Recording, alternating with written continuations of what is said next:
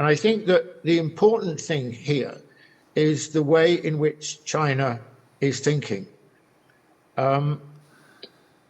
What's fascinating in listening to the other speakers is that consistent thread is that China thinks globally, that it doesn't think narrowly, it doesn't think sectionally, it doesn't just think nationally, it doesn't think even regionally, but it has a conception of the world. It is addressing the world. It is thinking about the future. Now, this is a very, very unusual characteristic, I think. In fact, in many ways, it's a new characteristic of a global power.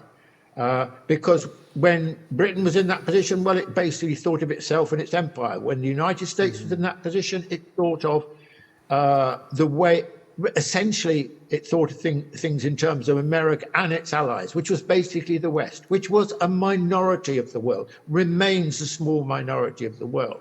Whereas China, and this is deep in Chinese history, in my view, has a conception of the world, an idea of the world.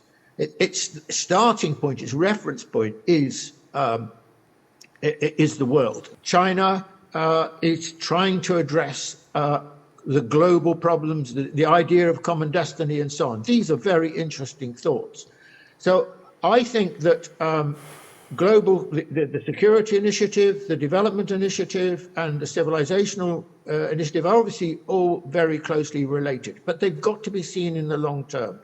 They are a way of thinking about the world, a way of ordering the world's priorities, a way of enabling the world to be viable and knitted together.